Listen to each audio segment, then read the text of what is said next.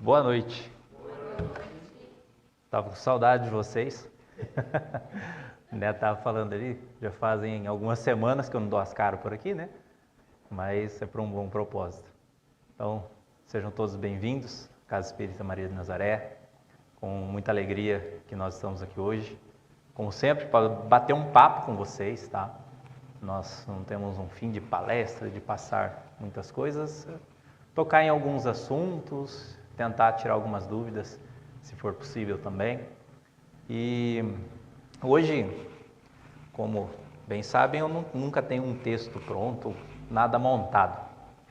E pensando no que poderíamos falar hoje, brinquei com o Neto, né? Olhei para a minha prateleira de livros lá na empresa, brinquei com a Clara, eu falei, escolhe um.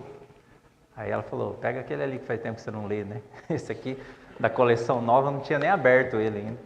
Falei, tá bom, depois eu vejo alguma página dentro. E comentando com o Neto na hora do almoço, mandei uma foto do livro. Ele, Chico Xavier, sensacional, né? Não dá para errar. Falei, nossa, mas será que é tão óbvio assim? E eu não gosto de ser óbvio, previsível, eu gosto de ser um pouco diferente, excêntrico, né? Sair do ritualístico da doutrina, para que a gente possa entender que a doutrina está em todas as coisas, e não somente nos verdadeiros nomes, Chico, Allan Kardec, está em tudo, está na nossa vida. Assim como eu sempre falo que a mediunidade também, a mediunidade está conosco o tempo todo, não está unicamente no momento que nós estamos dentro da casa espírita trabalhando em uma reunião, ela está 24 horas. A casa espírita a gente vem apenas para exercitar. Para quê? Para que a gente possa praticar nas nossas vidas realmente. Então, muitas coisas foram passando na minha cabeça, qual assunto abranger, que rumo tomar, e comecei a recordar de uma coisa de ontem, mas pensando nela hoje. Ontem, dia 2 de agosto, se completou 10 anos de, com certeza, o dia mais terrível da minha vida. O dia onde eu vi que eu era realmente incapaz de qualquer coisa, onde eu vi que eu não tinha fé porcaria nenhuma, onde eu vi que todas as coisas para mim pareciam uma grande hipocrisia, né? Eu parecia um hipócrita na minha vida. Porque ontem fez 10 anos que o melhor amigo meu de infância tinha desencarnado, fazia 10 anos atrás. E naqueles 10 anos atrás, na hora que eu recebi a notícia, eu reagi assim de maneira totalmente infeliz. A primeira coisa que eu fiz foi brigar com Deus. E nessa discussão com Deus, eu olhei para a cara dele, imaginei a cara dele na minha frente, e falei, tudo que eu usei em seu nome até hoje para falar para as pessoas não me serve nesse momento. Foi nada das coisas que eu disse me consolam. Nada faz sentido agora, porque é uma pessoa boa, é um jovem, todas aquelas questões que a gente vê e observa, né? Se a gente pegar um jornal, falar, olha, um senhor de 80 anos desencarnou. Tá bom. Um jovem de 23 anos desencarnou. Todo mundo, poxa, que judiação, né? Qual que é a diferença? Porque tem muita vida ainda pela frente, né? Todos somos eternos. Cada um cumpriu com a sua programação. Mas naquele momento, há 10 anos atrás, eu não tinha essa consciência. Naquele momento, há 10 anos atrás, eu estava extremamente revoltado. E esse sentimento horrível em mim que parecia falar, nossa, eu não aproveitei o suficiente a amizade que eu tinha com ele. Embora a gente se conhecesse desde os 8 anos de idade, 20 anos de amizade, parecia que eu não tinha vivido nada ainda com ele, que faltou muita coisa. Faltou falar coisas, faltou um monte de situações. Eu falei, meu Deus, que arrependimento do tempo perdido, né? Talvez eu não soube valorizar a amizade que eu tinha de uma pessoa tão especial ao meu lado. Eu não podia mais viver aquilo. E ali também, onde me veio o motivo de falar sobre isso hoje, que durante o velório, estava lá na minha condição, chorando mais do que a viúva, e de repente eu ouvi a voz dele falando comigo. Ele chamava todo mundo de vacilão. Aí ele me disse, vacilão, para de chorar. Aí eu falei, desculpa, mas eu vou falar. Eu falei, vá a merda, falei para ele. E de repente eu parei, mas quem que está falando comigo? Aí eu acalmei. Porque a mediunidade sempre me dava traços de muitas coisas, de pessoas que eu não tinha um contato direto. E naquele momento a voz dele falou comigo. Eu falei, pera lá, se ele está falando comigo, ele está vivo em algum lugar. Aí tudo que eu vivia da doutrina, tudo que eu pensava, eu falei, faz sentido. E ali eu comecei um novo trajeto de buscar estudar, de buscar compreender, porque eu falei, não, agora eu quero saber mais dele. Durante algumas outras oportunidades, eu ainda tive esse, não vou dizer um privilégio, né, mas esse gosto na minha vida de participar de algumas situações com ele. Então foi parte do desenvolvimento da mediunidade, do entendimento do que a mediunidade me traz. E assim, o que eu gostaria de falar? Quantas vezes a gente não consegue valorizar as coisas que estão ao nosso lado, né? Quantas vezes a gente parece que precisa perder para dar valor? Ou perder para reconhecer o quanto importante é essas pessoas na nossa vida? Ou seja, se a gente tem a consciência disso, porque nós temos consciência disso, que em algum momento, pela vontade de Deus, qualquer um que está à nossa volta pode simplesmente deixar de estar. E mesmo sabendo disso, a gente ainda parece que não valoriza, não vive intensamente junto com essas pessoas que nós amamos. E aí fica vazio, né? A gente pensar, falei, eu sei, mas eu não faço. Por que a gente não faz? Se nós temos já a consciência dessas pessoas, né? Se nós temos a ideia da família ao nosso lado, e muitas vezes a gente pega a família só para reclamar, só para criticar, para pôr defeito, para apontar situações, para enxergar a pessoa como se ela fosse um verdadeiro incômodo na minha vida e eu fosse a solução da vida dela. Isso é um ato muito egóico, né? De orgulho. Curiosamente, quando eu peguei esse livro, eu peguei e abri em um trecho aqui dentro, falei, vou abrir aleatoriamente, ao acaso, que não existe. E nessa página tem um trecho que fala sobre a família. André Luiz, no livro No Mundo Maior, um dos mentores que fala através das obras de Chico Xavier, estava em uma das várias passagens de estudo dele, observando situações, e ele observando o caso de uma família ali, encarnada ainda, mas que estava passando por um momento de crise com uma parte da família, porém alguns outros ainda se uniam para orar. E ele observando a prece daquelas pessoas, ele narrou esse trecho. E ele fala, a família é uma reunião espiritual no tempo, e por isso mesmo, o lar é um santuário. Por muitas vezes, mormemente, ou acima de tudo, na Terra, vários dos seus componentes se afastam da sintonia com os mais altos objetivos da vida. Toda vida, quando 2 ou 3 de seus membros aprendem a grandeza da sua probabilidade de elevação, congregam-se intimamente para a realização do Espírito Eterno, são de esperar maravilhosas edificações. Veja que maravilha, né? A família é a reunião espiritual no tempo. Nossa família hoje, que assume o papel de meu pai, minha mãe, meu irmão, minha esposa, meus filhos, eles não são verdadeiramente meu pai, minha mãe, meu irmão e meus filhos. Eles estão. Ou seja, a família ela assume um papel espiritual dentro do tempo. Então, se a gente tiver ainda mais essa consciência, embora a reencarnação nos dê a possibilidade novamente de viver esses papéis, mas se a gente tiver essa consciência que talvez essa oportunidade que eu estou de ser filho do meu pai e da minha mãe, pode ser que ela não venha se repetir tão já. Dependendo da minha necessidade espiritual, da dele, talvez a gente precise inverter papéis, trocar de função para desenvolver um outro lado. Então veja o quanto eu estou desperdiçando, além de tudo. O quanto tempo eu estou perdendo não enxergando o papel que as pessoas têm na minha vida como uma família. A família, segundo o Livro dos Espíritos, é um diminutivo da sociedade para que a gente possa aprender a amar mais rápido. Olha que lindo, né? Deus resumiu uma sociedade espiritual, me deu como parentes, como familiares, para eu poder desenvolver o meu amor. Porém, por um tempo determinado, pelo qual ninguém sabe. Ou seja, devemos aproveitar o máximo todo o tempo que temos. Mas não fazemos isso. Como ele mesmo fala aqui, outros acham na vida encarnada valores muito maiores e vão se dedicar a isso e se afastam. Vão atrás de uma realização pessoal, de um sonho material, de coisas que cumprem apenas com o objetivo próprio e não da sociedade familiar. E acabam por perder uma oportunidade muitas vezes.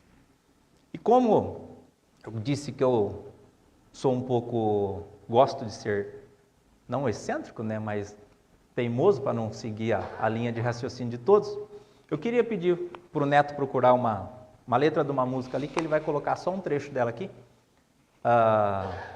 no Google, e depois eu vou falar sobre ela, porque ela tem muito a ver com isso.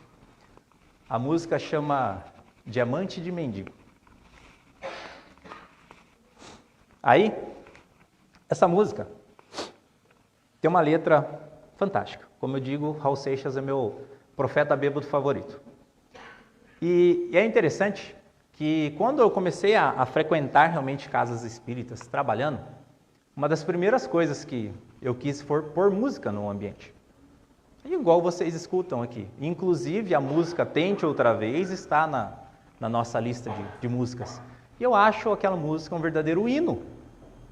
A história daquela música tem uma pessoa que fala que ela estava indo tirar a própria vida. E dentro do carro, ela falou, meu Deus, vou escutar uma música para relaxar a tensão daquele momento.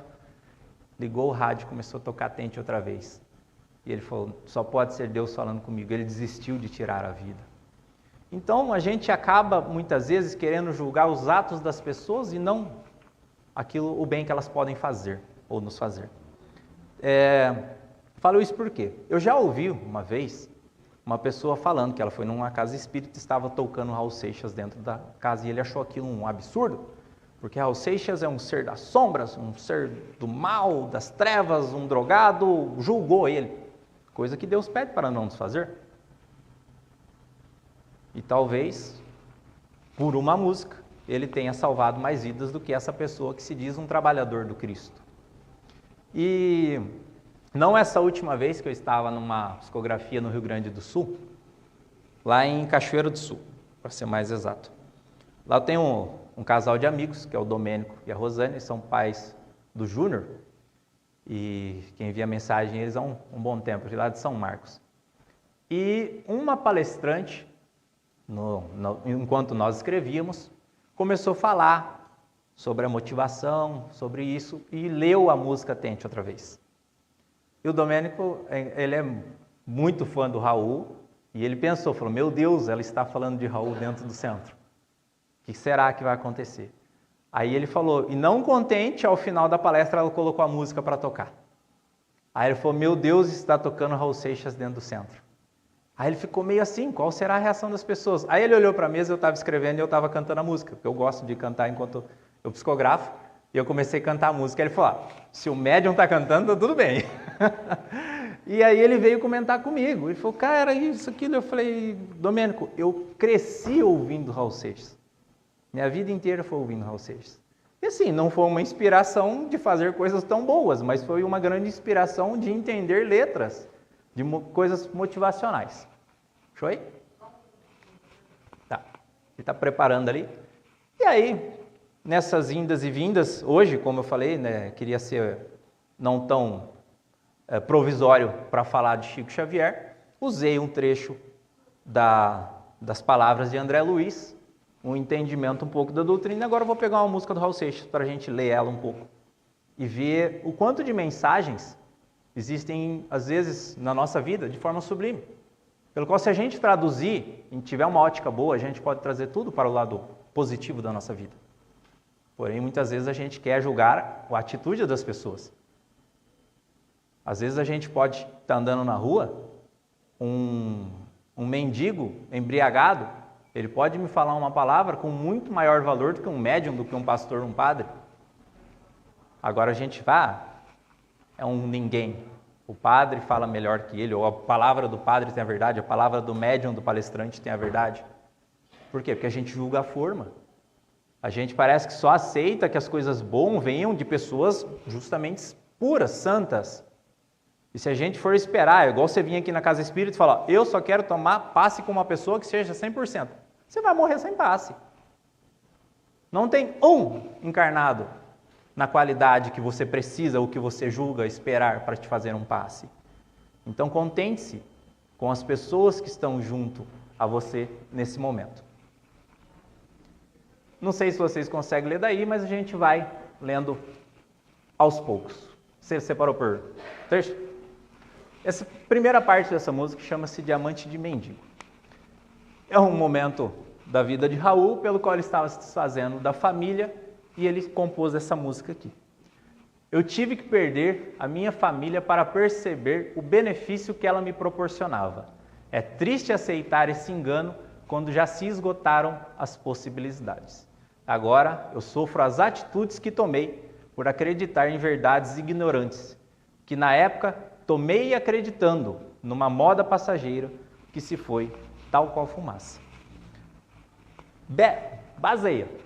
Eu tive que perder para perceber o benefício que ela me proporcionava. E não só o valor que ela tinha, como a gente fala, eu perdi e só agora que valorizou. Está valorizando depois que perdeu. Não, a gente às vezes não reconhece o benefício que as pessoas nos fazem. Na obra O Céu e o Inferno, eles tratam os obsessores como grandes aliados do nosso progresso.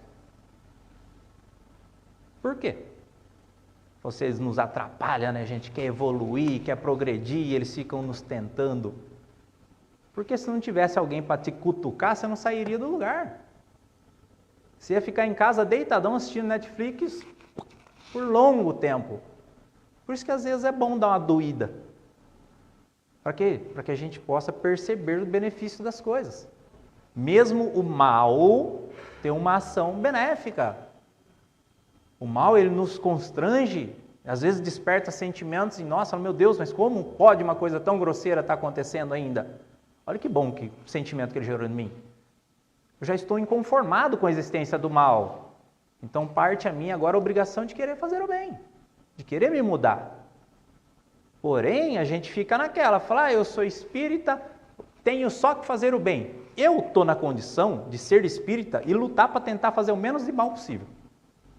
Talvez numa próxima encarnação eu vou preocupar em tentar fazer o bem. Nesse momento, eu me contento de não fazer mais besteira do que eu já fiz. Estou tentando corrigir o passado para talvez no futuro construir alguma coisa. Então, pode voltar, Neto, ainda na outra lá. Ela falou, é triste aceitar esse engano quando já se esgotaram as possibilidades. Ou seja, já perdi. Já esgotou a possibilidade de eu tentar corrigir. Me enganei até então. Agora eu estou reconhecendo a falta que isso faz. E o pior de tudo, acreditei numa moda passageira que se foi tal qual fumaça. Quantas pessoas não vão na onda do momento? É só olhar o nosso bazar, olha o tanto de roupa rosa que separaram para colocar ali. Eu não aguento mais ver essa barba. Eu passei esses dias na sala de casa, eu chutei a boneca da minha filha, porque eu estou com raiva. Por quê? Gente, como pode as pessoas são suscetíveis a modas passageiras?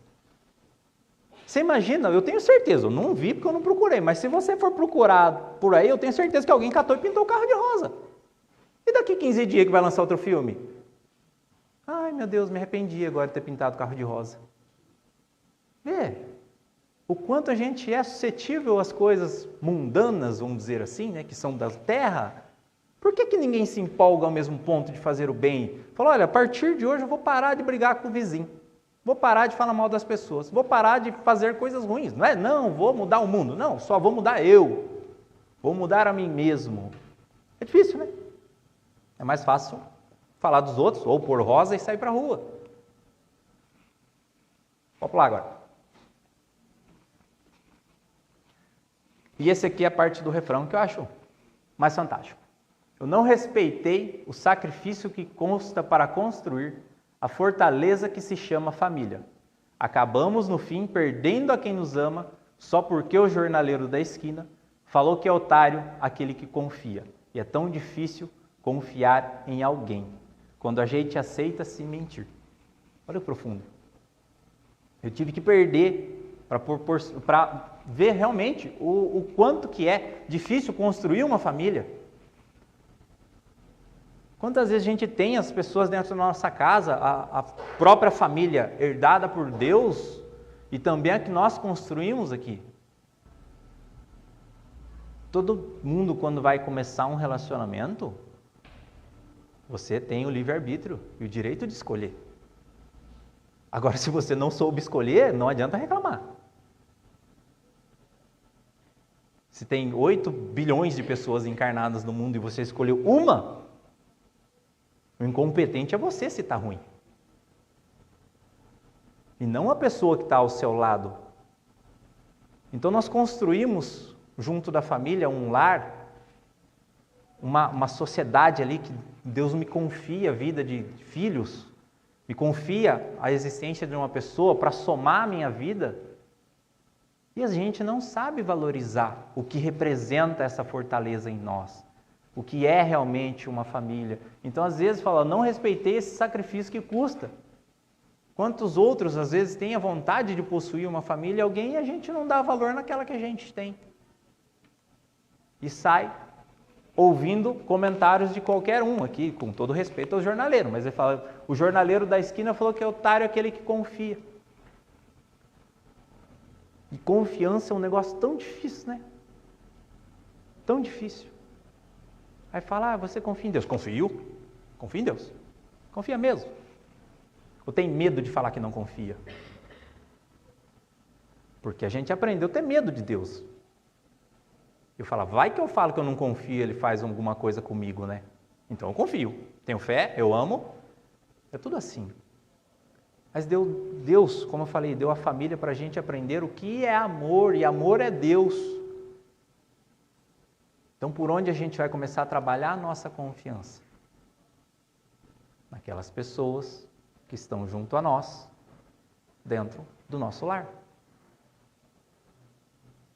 É uma escala que a gente vai fazendo na nossa vida, no diminutivo da família universal. Outro dia que a gente estava fazendo uma gravação de um podcast, eu e o Newton, o Dimas, eu falo que ele é muito cirúrgico, muito pontual nos comentários. E ele falou uma coisa que mexeu muito comigo naquele dia, que eu falei, realmente é por aí. Ele falou, nós não somos ainda capazes de amar a todos. Nós, em uma sessão de psicografia, a gente não ama todas as pessoas que estão na sessão.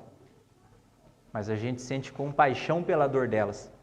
E aí vai começar um processo, um trabalho, onde vai se desenvolvendo um sentimento que se aproxima do amor. Mas ainda não é. Nós começamos a amar aonde? Dentro de casa. Pessoas do nosso convívio, da nossa vida, onde a gente vai aprender a confiar nelas. Confiar por quê? Porque quando a gente monta um relacionamento, o relacionamento ele tem que ser algo direto e não formal, como eu já fiz uma outra fala outro dia aqui. Se eu chegar de manhã, eu acordo, levo meu filho na escola, por exemplo, vou acordar ele, falou, Eduardo, bom dia, por favor, você poderia se levantar da sua cama, escovar o seu dente também para que eu possa te levar à escola? Isso é formalidade. Aí eu volto, faço serviço, faço um café, bato na porta, vou acordar minha esposa, fala, Paula, bom dia, você por favor poderia vir à mesa tomar um café? É formalidade. Não tem relacionamento, percebe? E por que com Deus eu tenho que ter tanta formalidade? Por que quando eu vou falar com Deus, que é o meu Pai, eu tenho que ser tão formal, tão ritualístico, tão ortodoxo, tão cheio de dogmas? Distancia as pessoas. Se eu tratar a minha esposa assim, tratar meus filhos assim, vou distanciá-los. Meu pai, se eu for tratar assim, vou distanciar. E se eu tratar Deus assim, de que forma que eu vou sentir Deus na minha vida? Longe também. Por isso é importante a gente ter relacionamento com as pessoas de uma forma direta, de uma forma fraterna, sempre com respeito, lógico, mas de uma forma direta, uma forma carinhosa. E aí a gente vai desenvolvendo essa tal dessa confiança. Porque é difícil confiar. Como ele fala, é tão difícil confiar em alguém. E seja quem for essa pessoa, é difícil confiar. Por quê? Porque nós somos espíritos vivendo eternamente. Por mais que tenha uma pessoa ao meu lado vestindo a forma física de um filho meu, pode ser um espírito de uma outra encarnação que a gente tivemos problemas gravíssimos. E Deus nos deu a oportunidade maravilhosa de nos acertarmos com eu cuidando dele. E ele recebendo os cuidados de mim. Imagina se numa última encarnação, sei lá, eu matei o Dudu. E aí Deus fala, vocês vão precisar reaver com isso. Fala, tudo bem, eu vou reencarnar, então ele me mata para descontar, tá tudo certo, né? Assim que os espíritas falam. A pessoa foi morta porque na vida passada ela matou. Uma bola de neve. Um ciclo sem fim, como diz o Rei Leão, né? Por quê? Se alguém reencarna para ser morto, alguém reencarnou para matar. Então Deus já condenou uma pessoa antes mesmo dela nascer. Porque se ela matar alguém, ela se endividou. Está transgredindo uma lei divina. Não matareis. Está lá no mandamento de Moisés. Que veio junto com Jesus, segue na doutrina. A única forma de sair da vida física é através da vontade de Deus. Nem a mim mesmo eu tenho o direito de matar. Quem dirá, então, uma outra pessoa? Então você pensa, se eu tivesse feito isso com meu filho, e agora a gente vem, eu nunca bati nele. Você imagina matar. Olha a forma que isso nos dá a oportunidade de corrigir as coisas. E aí a gente vai desenvolvendo laços, relacionamento que vai resultar em confiança. E o que é confiança segundo o Evangelho, segundo o Espiritismo? Fé. Fé. E a gente fala que tem fé em Deus. Não temos. Fé não é acreditar. Eu acredito que exista Deus? Não, eu tenho certeza que exista Deus. Agora, eu tenho a confiança em Deus da mesma forma, por exemplo, que eu confio no meu pai e na minha mãe? Acho que não. Porque se meu pai e minha mãe falam que vai fazer alguma coisa para mim, eu falo, tudo bem. Agora, se Deus chegar e me falar, Diego, vou fazer uma coisa boa para a sua vida, no futuro você vai entender. Eu falo, o quê? Vou levar um dos seus filhos. Fala, mas nem ferrando. Fala, desce aqui que nós vamos conversar, né? Por quê? Porque eu não quero passar pelo sofrimento. Eu não quero passar pela dor. Eu não quero que a dor me eduque. Fala, Deus, eu li tudo. Eu já entendi. Foi, entendeu? Entendi. Você vive? Vivo. Lógico. Foi, então por que lá atrás, há 10 anos, quando seu amigo precisou retornar para a prática espiritual, você revoltou comigo? Porque você não tem fé. Eu não tenho fé.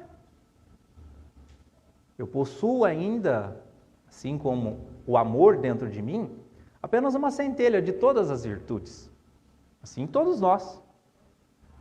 Nós estamos aqui vivendo nesse mundo de provas e expiações, passando por N dificuldades, por N transtornos, por coisas que às vezes a gente não consegue entender. Para quê?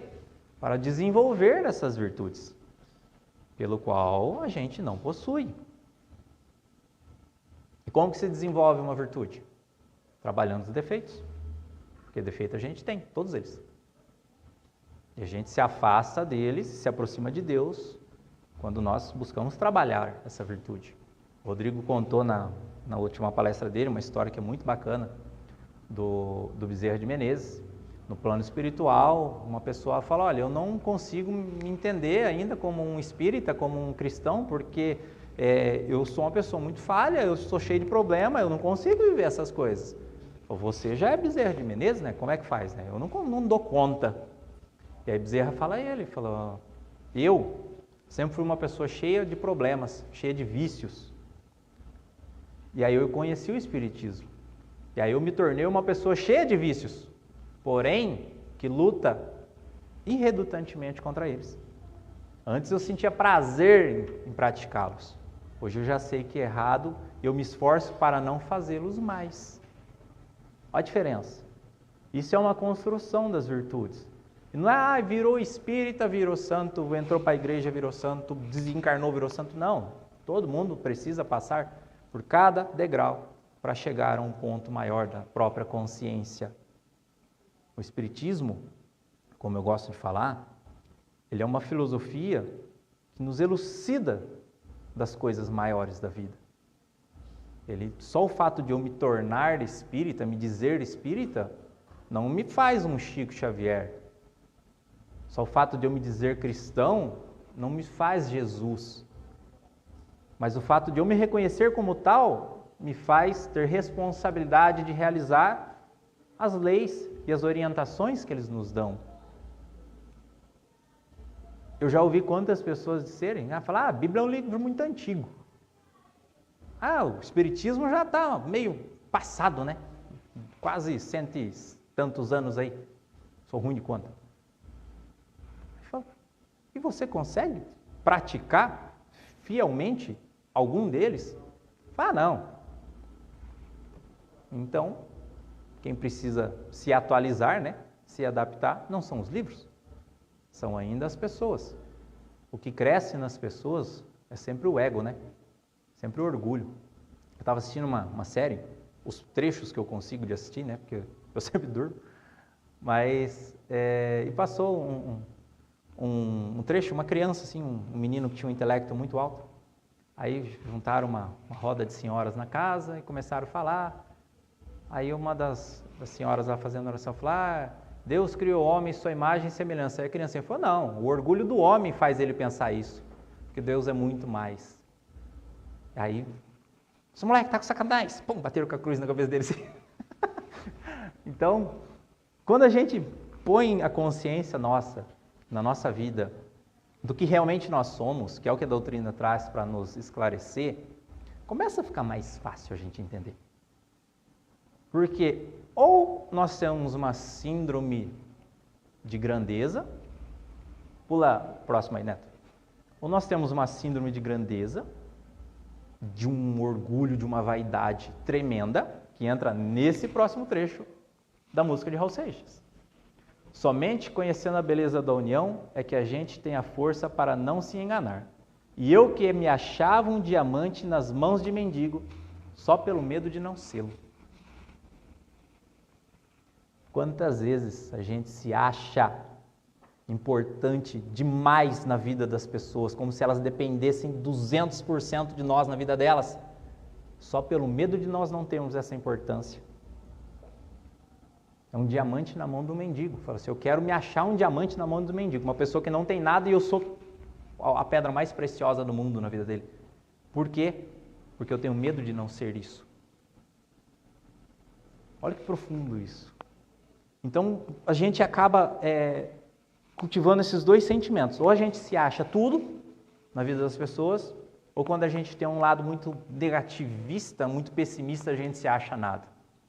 Quem sou eu no universo? O que vai mudar eu fazer o bem? O que vai mudar eu dar uma marmita para alguém? O que vai mudar eu ajudar, conversar, dar uma palavra boa para alguma pessoa? Meio de tanto mal acontecendo, você acha que o que eu vou fazer vai fazer alguma coisa? Exatamente essa que faz a diferença. Porque se cada pessoa, igual aquele filme da Corrente do Bem, daquele menininho lá, maravilhoso. Se eu ajudo o Neto ajuda o João ajuda meu pai ajuda minha mãe, e assim vai, em algum momento alguém vai vir para me ajudar. É automático. Então o bem que eu faço vai reverberar.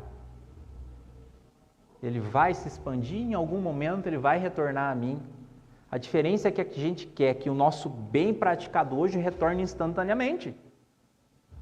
A gente quer entregar um negócio na mão de alguém, quer que essa pessoa ajoelhe no meu pé e me santifica. Então não é o bem, é o orgulho nosso que está falando acima de tudo. Agora, se eu tiver a ciência de que, como nós lemos no Evangelho ontem durante o estudo, falou assim, o universo é um negócio escandaloso, né?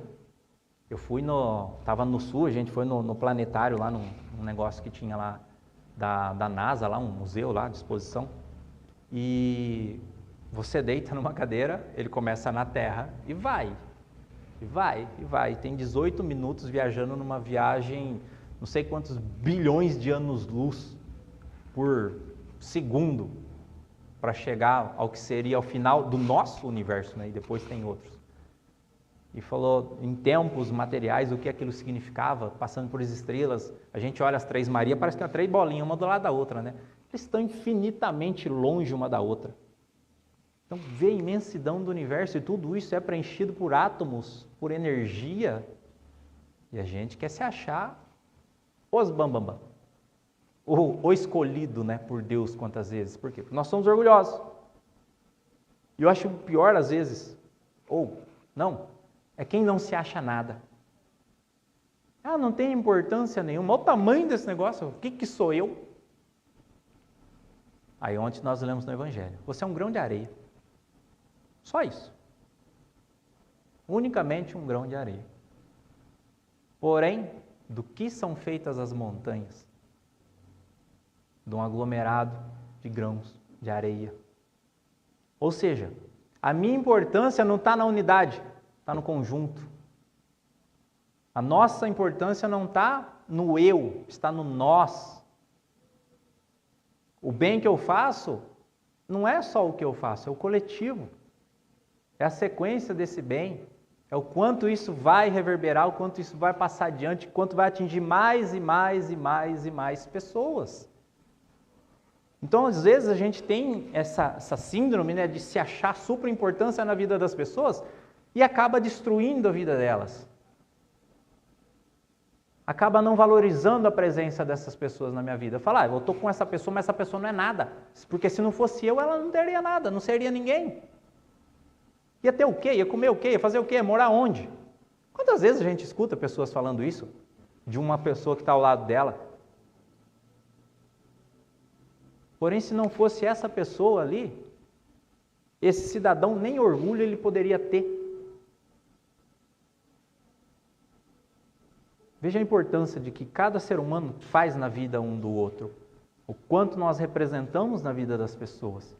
Então não basta só reconhecer o que eu simbolizo, mas também reconhecer a necessidade que nós temos das outras ao nosso lado. Então quando Deus nos forma uma sociedade menor, seja a família da casa espírita, seja a família do trabalho, da onde for, das religiões, das igrejas, o grupo que for, essas pequenas sociedades a gente está ali para trabalhar a nossa confiança, desenvolver o nosso amor. Nós temos que ter a consciência que os problemas não estão nas pessoas. Os problemas não estão nas pessoas, os problemas estão em nós. Porque se a gente olha para cara de uma pessoa, essa pessoa é difícil. Ela não é difícil, você que não sabe lidar com ela. Essa pessoa é chata, você que não sabe compreendê-la. Essa pessoa é mandona, você que não sabe interpretar o que ela está pensando muitas vezes. Ela falou, ela me falou um monte de coisa, eu já rebati. Foi o seu ódio que vazou, não dela que rebateu. A gente só põe para fora o que nós temos dentro de nós.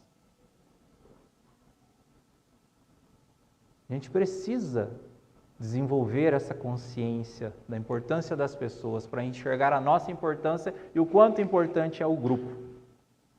Nós temos a consciência da doutrina espírita exatamente essa. Falou, embora o meu progresso, a minha evolução dependa de mim, não adianta eu querer sair correndo. Falou, vou evoluir tudo que eu puder nessa aqui para já me livrar. Não quero mais encarnar na Terra não, né? Vou passar daqui para uma esfera superior, né? Um mundo maior, como diz o livro de André Luiz.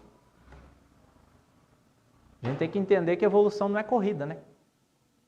Se a gente está aqui para evoluir em grupo, já usei uma mensagem uma vez que eu recebi da Clara, que ela fala da parábola das 100 ovelhas, né? E aí está lá um pastor com o seu rebanho, com as 100 ovelhas e uma desgarra. O que ele faz?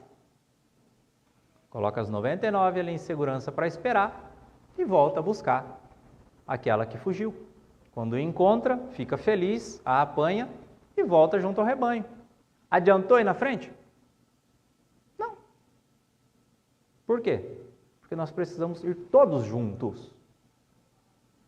Precisamos ir todos juntos. Se a gente não tiver essa ideia que nós precisamos nos ajudar, e a nossa ajuda, muitas vezes, uma frase, uma vez que eu li de Chico Xavier, numa mensagem psicografada, era que o bem que nós precisamos fazer está dentro do coração do nosso próximo. Então, tudo que nós precisamos fazer não é para nós unicamente, é para o próximo. A partir do momento que a gente faz pelo próximo, a gente vai receber também. Mas a nossa mente materialista, né, visando a nossa vida como se fosse essa encarnação, acaba extinguindo, né, das nossas ações o fazer pelo próximo. Fala, primeiro eu vou fazer para mim. Se sobrar, eu faço para o próximo. É igual barganhar com Deus na porta da lotérica, né? Vou jogar na Mega Sena. Ó Deus, vou jogar aqui. Se eu ganhar, vou pagar umas contas aí, vou comprar uma casa, vou tirar uma férias, dar umas voltas aí, arrumar minha família e tal. Ao que sobrar, eu vou doar. Né? Sempre assim, né? O que sobrar, eu ajudo os outros. Tem uma história muito bacana, uma vez foi do carro. Eu falei que ia vender o carro e usar o dinheiro para a casa espírita, isso quarta-feira, 9 horas da noite. Na quinta-feira, 8 horas da manhã, apareceu um cara da Bahia, depositou o dinheiro na minha conta, no seu nome dele, nunca vi, veio um guincho, catou meu Opala e levou embora. Eu falei, meu Deus, brinquei com Deus, ele não sabe brincar. Pensei, né? Perdi o carro. Falei, não perdi, vamos investir na casa espírita. Contei isso para um amigo meu, ele foi na porta da lotérica, né? Ele falou, vou fazer igual o Diego, né? Vou falar que eu vou usar para Deus. Aí, ele não contente, foi lá, jogou e saiu. No que ele foi sair, tinha um senhorzinho, bem simplinho na porta da lotérica, assim. Aí chegou, filho, tô querendo jogar, mas não sei se meu dinheiro dá aqui, ó, para ganhar esse negócio da Mega Sena, né? Aí ele contou lá, tipo, o jogo era, não sei, R$4. Ele tinha R$2,50. Aí esse rapaz falou, vamos fazer o seguinte, vamos jogar o jogo do senhor e eu inteiro R$1,50. Eu falei assim, você fica com o meu telefone, né? E eu fico com o seu. Se ganhar, eu te ligo e a gente divide. Rapaz, nossa, que Deus te abençoe e tal. Aí ele falou, é Deus falando comigo, eu vou dividir com esse senhorzinho aqui, ele vai levar metade para ele, vai ficar outra metade para mim, vai arrumar minha vida. Aí ele entrou, foi lá, fez a aposta, catou o bilhetinho, falou, anotou o telefone, falou, tá aqui, tá? Se eu ganhar, eu te ligo. Aí ele falou, filho, o que você acha da gente, se nós pegar esse dinheiro, alugar uma chácara, passar um fim de semana, levar um monte de mulherada lá? Ele falou, pronto. Perdi a aposta. Aí ele já falou, não vai dar certo, não vai ser agora que eu ganharei da Mega Sena. Mas, enfim, brincadeiras à parte, veja o quanto é importante a gente confiar em Deus, né?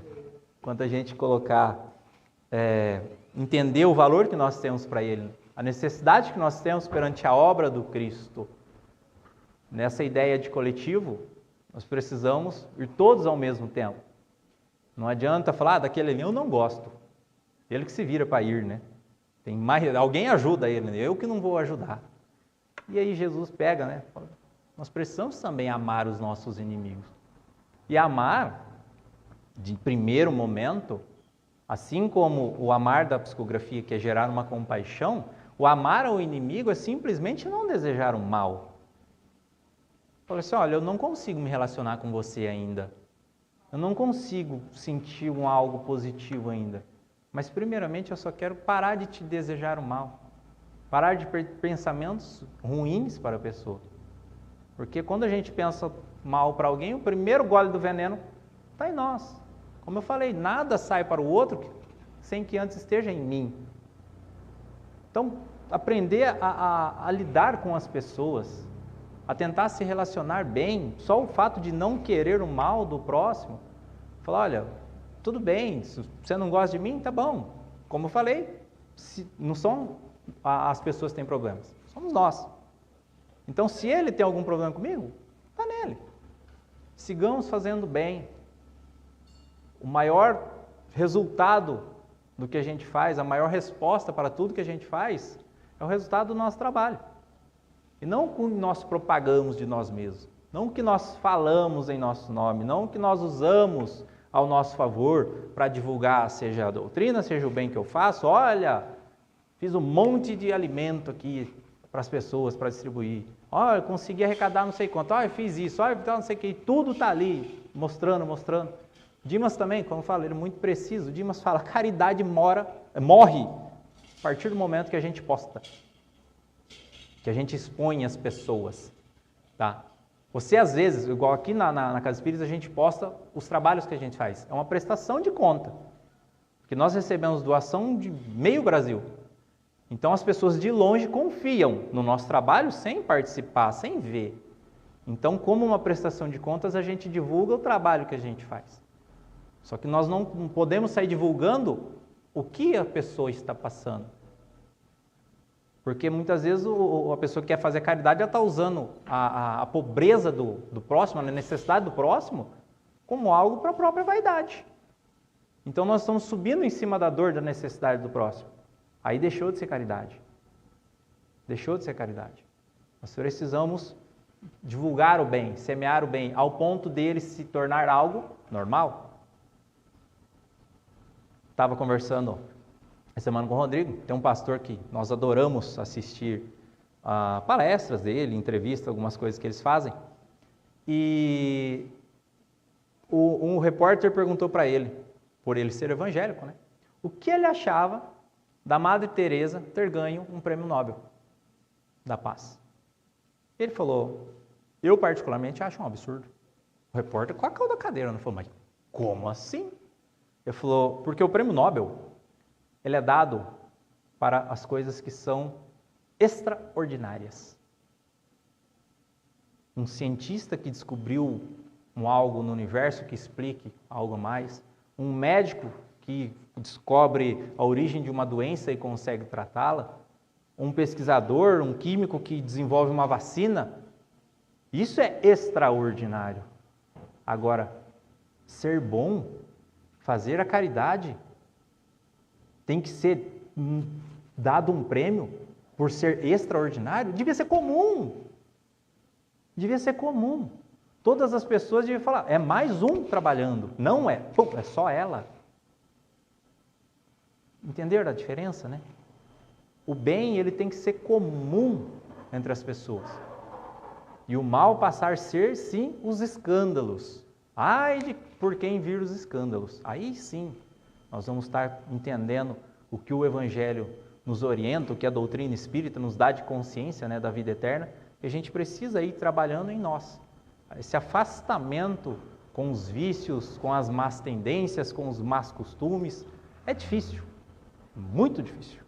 Porém, é aí que vem o mérito. Ninguém vai evoluir por osmose. Existem pessoas que viveram ao lado de Chico Xavier presencialmente na vida deles, que são pessoas, assim, com comportamentos duvidosos. Não querendo julgar. Existem pessoas que conviveram ao lado do Cristo que também tiveram comportamentos duvidosos. Agora, se estava próximo, não deveria estar no alto escalão? Ou seja, não é por osmose, não é passando de um para o outro, que tem mais bem, doa para mim. Precisa também das minhas ações.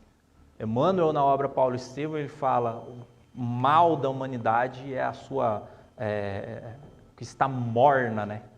Não é nem quente nem fria. Quando ele fala de Paulo. Paulo, ele era eficaz naquilo que ele fazia, né? Quando Saulo fazia o mal, matava cristãos, perseguia. Ele era ativo, Enquanto havia muitas pessoas que aquele negócio, sinagoga, casa, sinagoga, casa, trabalho, volta, vidinha morna. E Paulo não, estava ali, ferrando a coisa. E de repente, num estalar de consciência, ele passa a estudar mais sobre o cristianismo durante alguns anos e vai se tornar o maior apóstolo do Cristo. Por quê? Só virou a chave. Ele estava ativo. Então, todo o mal que ele fazia, passou a fazer tudo bem. Enquanto as pessoas que estão mornas não desenvolvem, não progridem.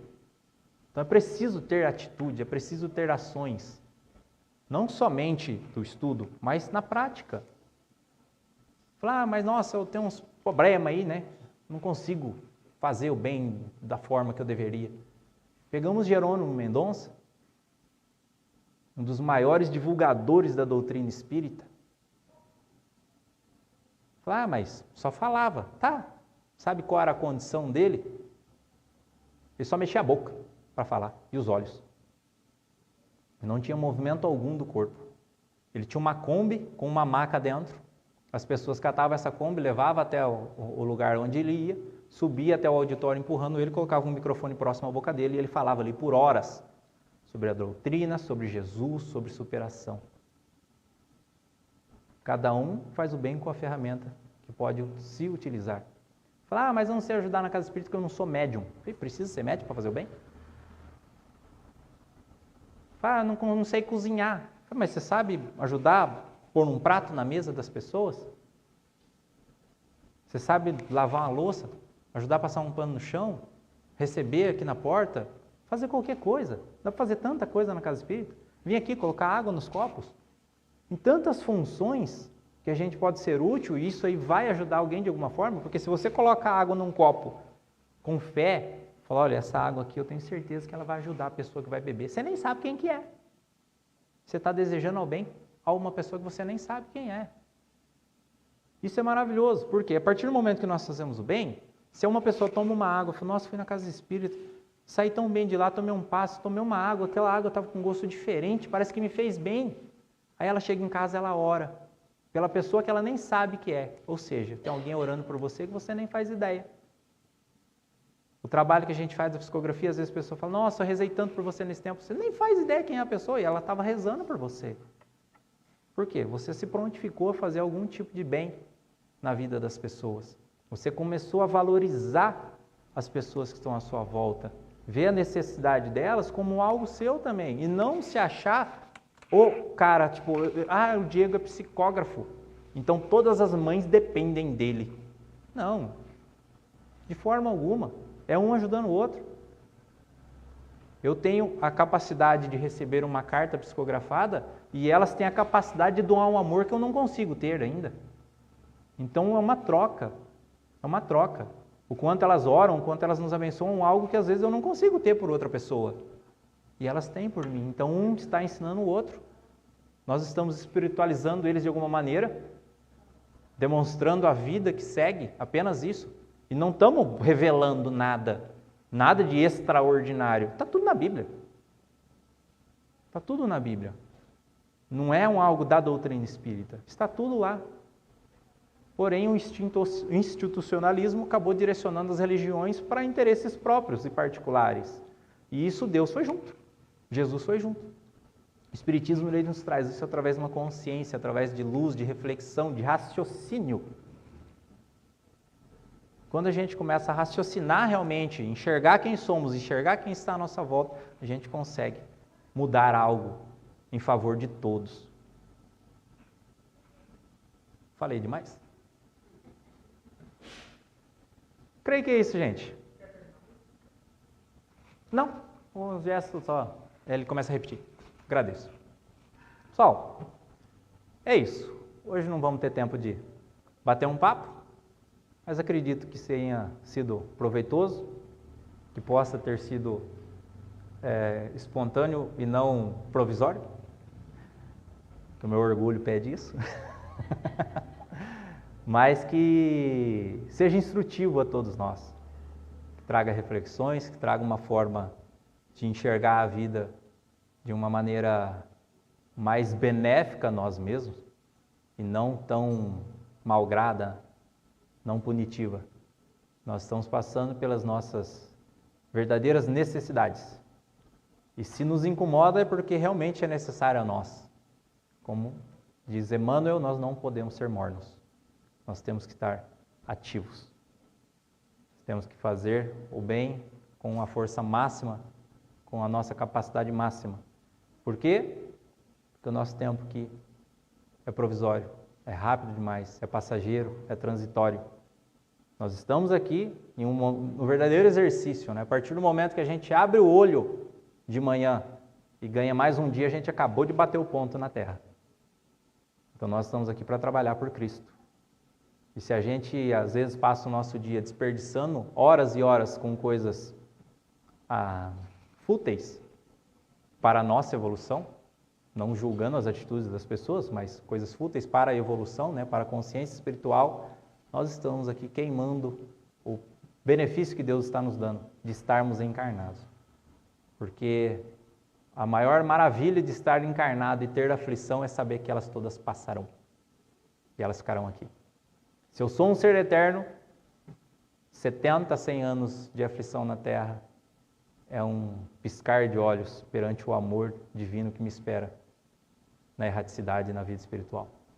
Que Jesus possa abençoar todos vocês, que essas palavras sirvam muito também a mim, a vocês, que a gente consiga trabalhar esse amor em nós, essa fé, essa confiança pelas pessoas.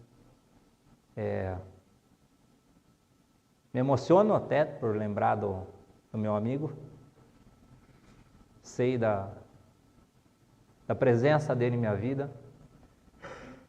A mãe dele me deu o presente, né, de eu receber uma carta dele uma vez, eu falo que foi mais para mim do que para ela. E isso mostra o quanto Deus é perfeito, quanto Deus tem a bondade, né, de nos amparar, de nos servir com o seu amor. Basta que a gente consiga enxergar, tenha olhos de ver. Se a gente conseguir desenvolver isso em nós, com certeza a nossa vida passa a ser muito mais leve. A gente vai fazer os passos agora, que todo mundo possa manter os bons pensamentos, a boa sintonia. Quem não quiser receber o passe, nós nos aguardamos até a próxima oportunidade. Que Jesus abençoe a todos nós.